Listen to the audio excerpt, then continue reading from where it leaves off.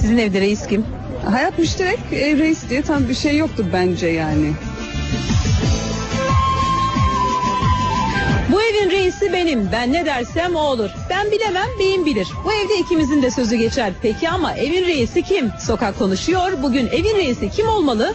İşte bunu konuşuyor. Evet. Evin reisi kim sizin evde? Evin reisi benim. Ne yapar evin reisi? Evin reisi çalışır. Ekmeğin rızkını kazanır. Biz akşama kadar çalışıp yorulur. Eve geldiğimiz zaman hanımefendi düşündü, aman olmaz o şey. Ben reisim. Ben reisim, o iş olmaz. İkimiz, ben çalıştığım için yani sözüm o yüzden geçiyor. Yoksa Anahtar kelime bu mu? Çalıştığım evet, için. yani ekonomik özgürlüğüm olduğu için olmasa herhalde biraz ezilirdim. Dürüstçe söyleyebilir misiniz? Evin reisi kim sizin evde? Beyim. Beyiniz. Evet. Ne zamandan beri? Evlendiğimizden beri. Evlenirken reisi de seçmiş mi oluyorsunuz? Evet. Ne yapıyor reis evde? Nasıl yönetiyor evi? Ya ikimizin sözü de geçiyor yani. Her zamanki gibi doğrudur, reissiz yani. O zaman reis bize açıklasın. Evin reisi ne iş yapar? Diğer kişiden farkı nedir? Reis ne yapar? Evi geçindirmeye kalkar. Yani iş çalışır. Faturalar bilmem ne, yani geçinir yani. Bir şekilde şey yaparlar yani. Sanki reislikten ziyade bir getir götür işleri gibi. Gibi bir şey oldu yani, doğrudur deme. Arkadaşınızdan evin reisi olur mu? Bence olur. Kendini şey yapmazsa olur. Ya şimdi bekara karı boşamak kolaydır gibi bir şey bizimkisi. Bu güzel çiftin reisi kim? Değil. Beyim. Yerine Yani ben göre beyim ben. bilir. Yerine göre o, yerine göre ben. Biz de o yeri merak ediyoruz zaten. Ne zaman siz reissiniz? Ne zaman beyefendi reis? Dış işlerine beyim reis, iç işlerine hanım reis.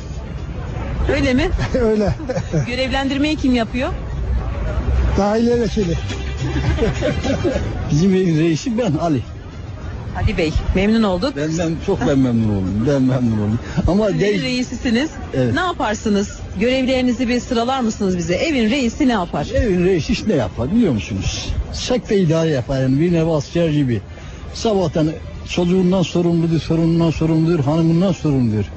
Günlük olarak onları iş tahsim yapar. Müfredatınız var. Ciddi ciddi reislik yapıyorsunuz. Ve tabii canım, ben öyle olmasa ben çocukları muvaffak edemezdim. Çocuklarım benim muvaffak oldular. Evli misiniz? Evin reisi kim sizin evde?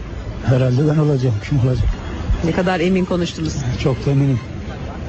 Nasıl başarıyorsunuz bu eminliği, evin reisi olmadaki bu kararlılığınızı? Destekleniyorsunuz galiba evden. Herhalde yani. Nasıl kabul ettirdiniz reisliğinizi? Eğer itimat veriyorsan, güven veriyorsan, bundan daha iyi bir şey olabilir mi? Kadınlar reis olmaz, evin reisi biziz diyorlar. Evin reisi kim? Oluyormuş? Ev hanımıdır. Niye olmuyormuş ki, olur. Kadındır evin Tabii reisi. canım, dışarı erkek bakar, içeri kadın bakar. Niye bakmayacağız? Reis misiniz? Ya ikimiz de hani şey yapıyoruz, yönetiyoruz evi. Siz yönettiğiniz zaman ev nasıl oluyor? Eşiniz İyi oluyor yönettiği yani. zaman nasıl oluyor? Ya eşimle dışarıdan ev bir olmaz. Evde hani kadınlar yapar. Evde tutumlu kimse o olur reis. Hani fark etmez, erkek kadın eşit şimdi. Fark eden bir şey yok. Siz kesin evin reisisinizdir. Muhakkak. İşinizden anladım. Ne yapar evin reisi? Siz ne yapıyorsunuz ev yönetirken? Her şeyi yönetiyorum. Her şey benim elimde. Yani istediğim zaman çarşıya, pazara, manava her yere gidiyorum yani. Her Eşinizi şey. nasıl ikna ettiniz reislik konusunda? Ya eşim öyle uysal bir insan olduğu için öyle her şeye karışmıyor yani. O zaman sizin işiniz çok zor olmamıştır. Yok, değil, zor değil. Tam reis gibi konuştunuz. Yanlış iş asla yapmam. Her şeyin doğrusunu seçerim, iyisini seçerim. O da beni takdir eder yani. Onun için de anlaşıyoruz mesela. Yaşasın reisimiz diyoruz o zaman. Abla evin reisiymiş. Sizin evin reisi kim? Bizim de hanım. Sizde de mi hanım? Evet. Söz hanımlarda. Hanımı reis olan erkekler daha mı mutlu olur? Tabii mutlu olur. Hanımı mutlu olursa sen de mutlu olursun. O zaman kadınlara yetki veriyoruz. Tabii. Onları reis yapıyoruz. Evde mutlu mutlu geziyoruz, öyle mi? Tabii. Tavsiye eder misiniz? Hanım üzgün olur da ne yarar ki? Yediğini yaramaz sana. Sizin evin reisi kim? Benim. Reisle konuşuyoruz. Siz reis misiniz? Ben de reisim. Ne yapıyorlar? Eve geldiğiniz zaman böyle bir muamelede, davranışta reisi davran. Çayını hazırlarlar. Tamam işte. Kalkın reis geliyor gibi bir hava mı geçer olur evde? Evet. Ama sertsiniz yani dediğinizi daha mı yaptırırsınız? Tabii canım, evet. Öyle. Için bu şart zaten. Evet, zaten bizim oraya göre de o şekil oluyor. Baş kaldırsa dese ki darbe yapıyorum artık reis değilsin. Ya değilsin, bağırırım. Devam yani. Döverim. Burayı keseriz.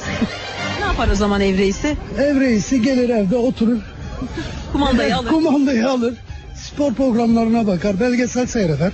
Çay, kahve, 5 Şubat ikramlar oluyor. Havalı bir şey değil mi evin reisi olmak? Tabii canım, yani gurur verici bir şey. Bayan yönetiyor, erkek yönetmiyor ki. Var mı? Erkek yöneten var mı evi? Yok. Birçok kişi biz evin reisiyiz dedi erkekler. Hayır canım, yok öyle bir şey. Bayandır. O zaman biz biraz daha araştıralım Mustafa Kemaloğlu. Kadın reisler bulalım. Evin reisi kim, para egemani kimdeyse ondadır. Eşiniz olmasaydı yanımızda. Biz sizi bu sokakta bulsaydık. Evin reisi kim diye ben sorsaydım. Sormanıza gerek yok ki reis kimi yürürdüm. Ama yanımda soruyorsunuz bak. Evin reisini mi arıyorsunuz? İşte burada. Memnun olduk. Dışarıda her ne kadar aslan olsan da evde kedi gibi. 2 tane reis vardır. Koalisyon ortaklığı mı? Evet, evet. Kimle mi?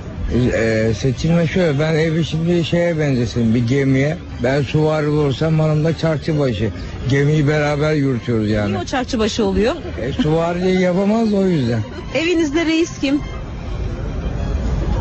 Bu adam. Bu adam. Siz mi dediniz ona evlenirken benim reisim ol, evimizin reisi ol? Ben de. O zaman reisle tanışalım. Buyurun. Evin reisi kimdir diye soruyoruz bugün. Ali Osman Kahraman ben.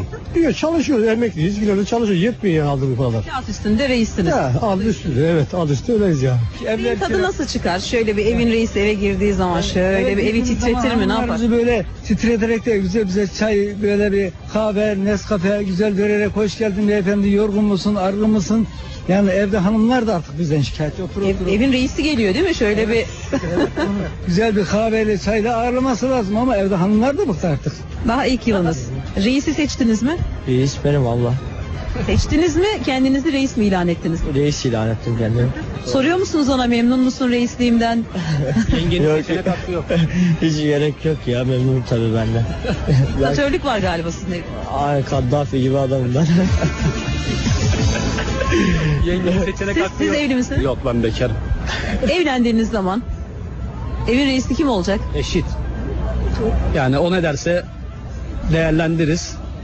Erkekler çok mu seviyor evin reisliğini? Kendilerini biraz onlar ilan ediyormuş gibi algılıyoruz ama yanlış mı biliyoruz? Doğrudur, çünkü genelde böyledir. Efendim Osmanlı'da böyledir. Şu zamanımızda da böyledir. Fakat maalesef şu zamanımızda farklı bir şeyler duyuyoruz, görüyoruz. Koalisyon ortaklıkları oluyor değil mi? Aynen Kadınlar öyle, yönetimde aynen söz öyle. sahibi. Aynen Niye böyle öyle. oluyor? Bu sizin için olumsuz bir şey mi? Aslında olumlu değil de Hanımların elinde direksiyon diyebiliriz. Kim evi daha iyi yönetir reislik anlamında? Kadın mı erkek mi? Bugünümüzde bayanlar daha iyi. Evin reisi kimdir? Evin reisi benim. Açıkçası benim yani. Efendim? Reis misiniz? Reisim tabii. Evin reisi. Tabii. Memnun olduk. Kaç yıllık iktidardasınız?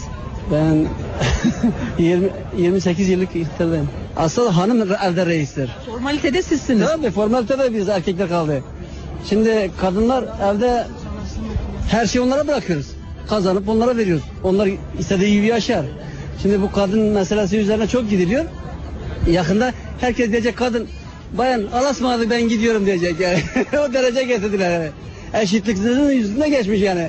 Erkekler artık kadına bir şey diyemez. Reislik makamı sallanıyor diyorsunuz. Ya sallanıyor, gerçekten sallanıyor yani.